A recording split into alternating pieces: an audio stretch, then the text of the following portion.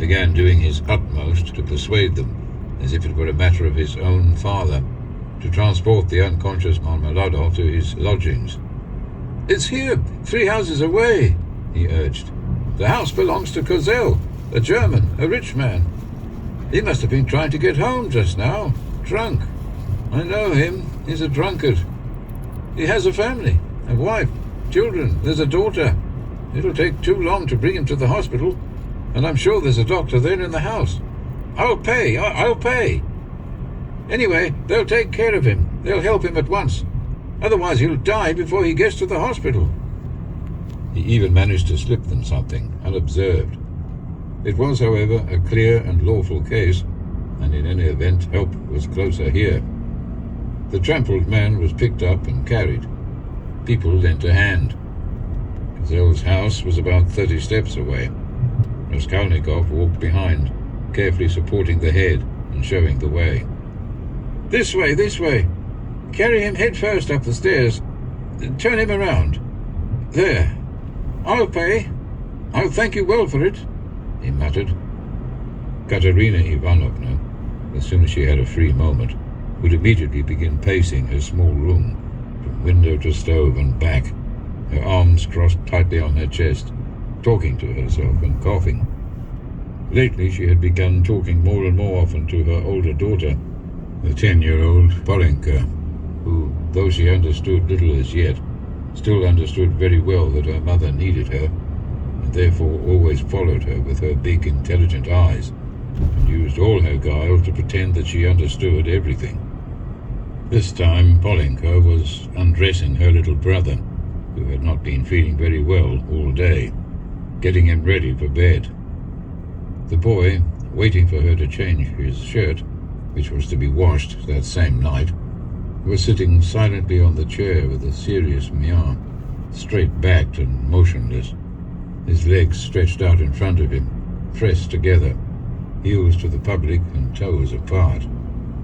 He was listening to what his mamma was saying to his sister, with pouting lips and wide-open eyes, sitting perfectly still, as all smart little boys ought to do when they are being undressed for bed. The even smaller girl, in complete rags, stood by the screen, waiting her turn.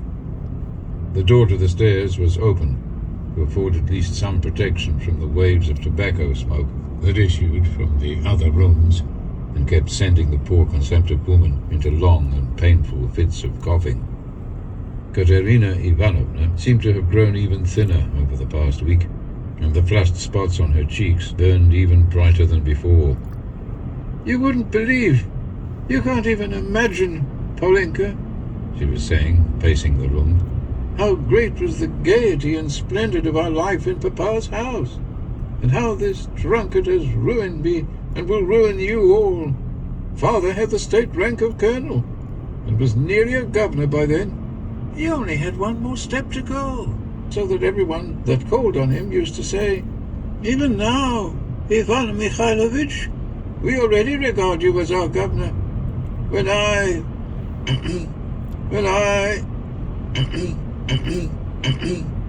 Oh, curse this life,' she exclaimed, coughing up phlegm and clutching her chest. 'When